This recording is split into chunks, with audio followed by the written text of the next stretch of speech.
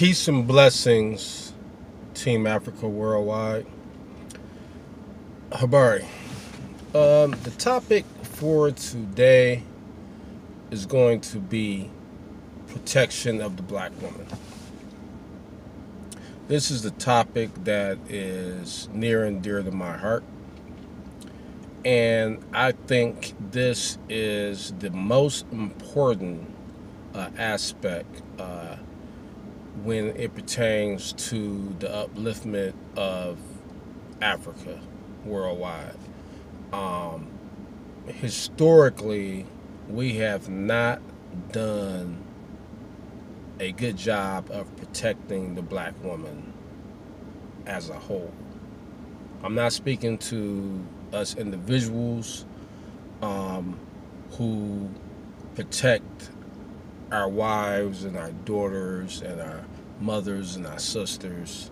I'm talking about black men across the planet protecting all black women across the planet, whether she's related to you, whether you know her or not.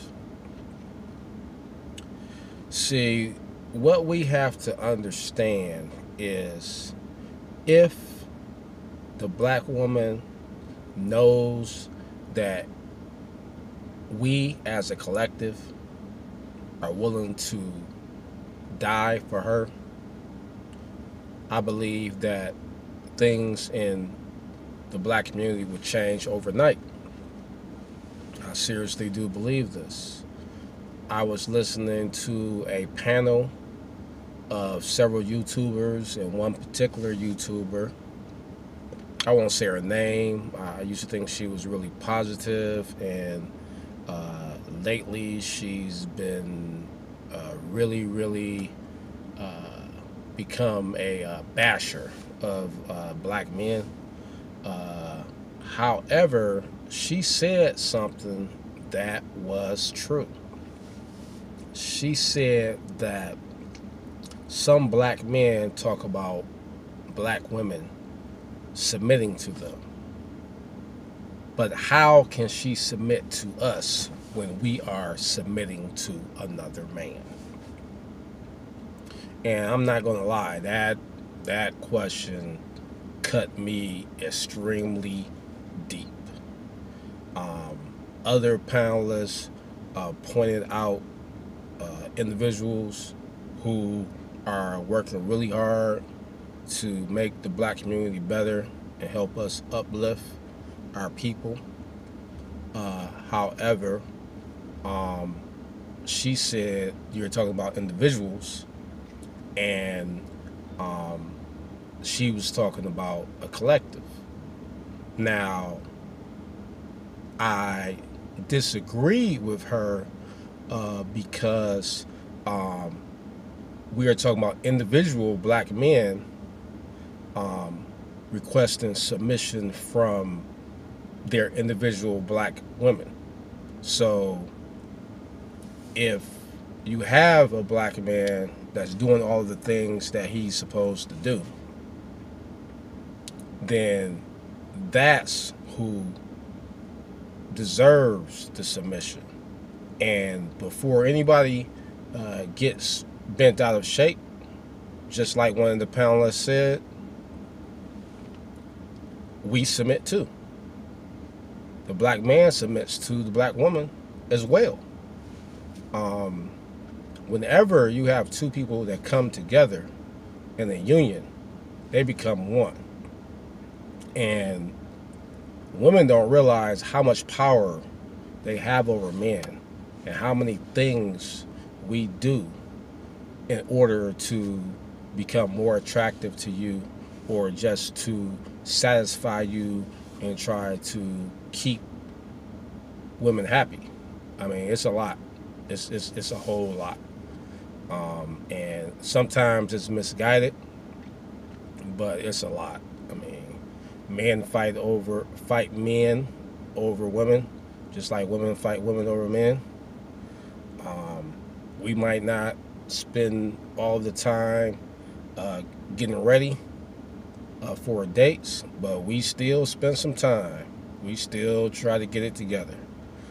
There are men who entered lives of crime just because they wanted to impress particular women who only dated men who were in that lifestyle. So, men, we do submit to women, but at the same time, men and women have different roles. We do. That's real. Not that a man can't help with kids, not that a man can't help with housework. You know, most people know most men are better cooks than women typically anyway.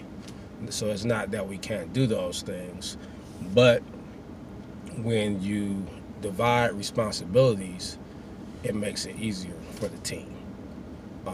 You know, if my woman is cutting grass and she cuts her toe with the mower, I feel like that's my fault. It's not that she can't cut grass on her own, but why should she have to? And the same thing, if I see a woman who is very attractive taking out her own trash and I'm single, then I'm going to talk to that sister, because I feel like she can't have a man, because if she had a man, she wouldn't be taking out the trash. No woman of mine is taking out the trash. This is just not going to happen. You know, so I'm digressing a little bit, but I just want to point out that we have to protect them in every way, shape, and form. And back to the statement that the panelist said about the collective not being worthy to be submitted to because we're submitting to a man, even though I believe that statement was said in mean spirit, and even though I don't think that that should apply to individual relationships like I was just previously discussing, I do understand that there is a lot of truth in that. If you take it back to slavery, we didn't protect the black woman from being enslaved. And then when we got here, all of the terrorism that we suffered, we didn't protect her from that. And now, you know, it's like we have these police killings, and they haven't just killed black men, they've also killed some of our sisters, and we really haven't done anything about that. And before anybody gets bent out of shape, I'm not talking about anything violent. You know, it's like that's not the way to go. We don't have to go that way. But it's a lot of different other methods we can do to take control of our lives. First of all, we can't make excuses. We have to get that money. Black men, we have to get the bag. And we live in a country that is not the most moral country. So you don't have to break any laws to get money here in America. If you use your mind and you think, you can get some money. For these men who are staying at home playing video games all day while their women are out working, getting the money, and breaking them off, that's a recipe for disaster. We don't need that. We don't need that at all. We gotta get the money. We got to. The second thing, like I said, we have to look out. Open the doors for any black woman that you see. I don't care if you think she's the most unattractive woman you've ever seen.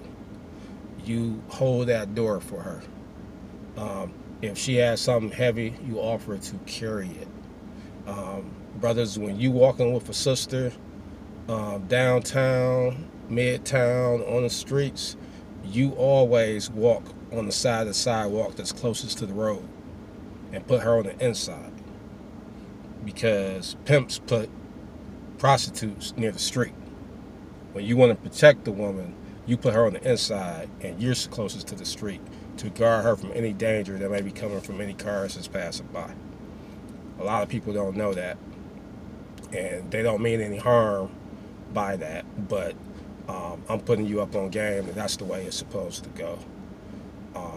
And I mean, in any situation, we have to be, you know, ready to die if need be in order to protect our woman. If I'm on a date with a woman, if something happens to that woman, that means that I am either dead in the hospital or was knocked unconscious. But you better believe nothing is going to happen to a woman with me, and then I'm walking away scratch free. That's not going to happen. This is a little bit longer than I expected. Again, I didn't write anything down. I hope I didn't have any as many ums and ahs as I did in the first one. I'm going to make it a practice to try to keep all of my videos under 15 minutes, because I don't like watching YouTube videos that are over 15 minutes myself. And it's not due to low attention span, as some people might say.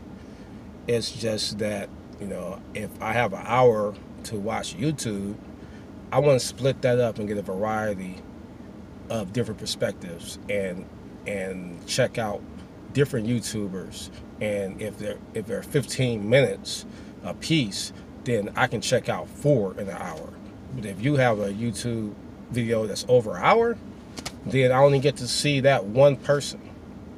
And if I wanted to sit there and watch something for an hour, I might as well spend 90 minutes and watch a documentary or a movie or something like that. Because if I wanted to watch a documentary or a movie, I would do that.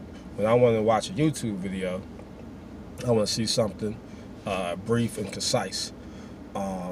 So there'll probably be a part 2 to this. I'll elaborate on it a little bit more. And that might not be the very next video, but I will elaborate on it more. But yeah, black men, we have to protect the black woman at all costs. All costs. Protect these black women, protect these babies. We have to do that at all costs. Okay, so with that being said, I'm out. Peace and blessings to Team Africa Worldwide. Kwaheri.